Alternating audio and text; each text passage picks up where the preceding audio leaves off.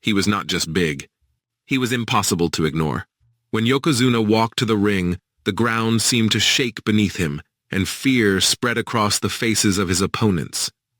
A man weighing more than most cars, billed as an unstoppable force of destruction, crushing legends without mercy. Fans believed nothing could stop him. Not pain, not age, not even time itself. But what if the very thing that made Yokozuna legendary was also slowly killing him? At only 34 years old, one of the most dominant champions in wrestling history was found dead in a hotel room, far away from home, with no warning, no goodbye, and no second chance. Tonight, we dive deep into the unnatural and mysterious death of Yokozuna, a story of fame, pressure, hidden suffering, and a wrestling industry that demanded everything, even a man's life.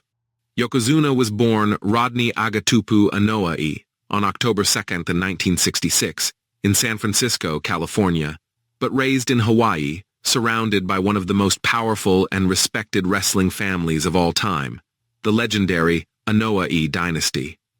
This was not just a family, it was a legacy built on strength, sacrifice, and survival. From a young age, Rodney was noticeably larger than other children, his body growing at an alarming pace, as if nature itself had marked him for something extraordinary. Wrestling was not forced on him, it was expected. In his family, wrestling was more than entertainment. It was honor, tradition, and livelihood. Long before he became Yokozuna, Rodney already carried the weight of expectations that would later become crushing, both emotionally and physically. When WWE introduced the world to Yokozuna in the early 1990s, he was presented as something wrestling fans had never truly seen before, a sumo-inspired colossus representing unstoppable dominance. Despite being Samoan-American, WWE billed him as Japanese, turning him into a cultural spectacle designed to intimidate and mesmerize audiences. His size alone felt unreal, and his calm, silent demeanor made him even more terrifying. Yokozuna didn't need to scream or taunt. His presence spoke louder than words. With every step he took, the ring seemed smaller, the opponent weaker, and the danger more real. Fans weren't watching a wrestler. They were witnessing a living weapon. Yokozuna's dominance was immediate and overwhelming. He defeated legends like Bret "Hitman" Hart and Hulk Hogan, capturing the WWF Championship and establishing himself as one of the most dominant champions in wrestling history. His finishing move, the infamous Banzai Drop, was terrifying to watch. A move that used his massive weight as a weapon, leaving opponents crushed, gasping, and motionless. Every match felt dangerous, almost uncomfortable, as fans wondered if someone might not get back up. Yet behind the spectacle, Yokozuna's body was absorbing incredible punishment. His joints screamed under pressure, his heart worked overtime, and his lungs struggled. But none of that mattered as long as the crowd cheered. Behind the scenes, Yokozuna's life was far from powerful. His weight began to spiral out of control, reportedly surpassing 700 pounds, making everyday tasks exhausting and painful. Walking short distances left him breathless. Flying became dangerous. Sleep was difficult. Yet the wrestling machine kept moving, and Yokozuna kept performing. WWE allegedly attempted weight loss interventions, but the cruel irony was clear. Fans loved him because he was massive. Losing weight meant losing his identity, his role, and possibly his career. Yokozuna became trapped inside a character that demanded self-destruction to survive. As years passed, Yokozuna's health deteriorated rapidly. His heart struggled to pump blood through his enormous frame. His lungs were constantly under pressure.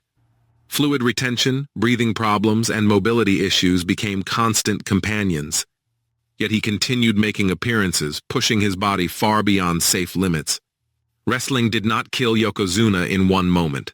It slowly drained him day by day, mile by mile, match by match. On October 23, 2000, while on a wrestling tour in Liverpool, England, Yokozuna was found dead in his hotel room. He was just 34 years old. The official cause of death was pulmonary edema, a condition where fluid fills the lungs, often linked to heart failure. There was no dramatic collapse in the ring. No farewell match. No warning. One day he was alive, traveling for wrestling. The next, he was gone. A giant reduced to a quiet, lonely ending in a foreign land. Yokozuna's death feels unnatural because it didn't have to happen. It wasn't an accident. It wasn't fate. It was the result of years of unchecked physical excess, industry pressure, and a system that rewarded unhealthy extremes. He wasn't given the chance to rest, recover, or redefine himself.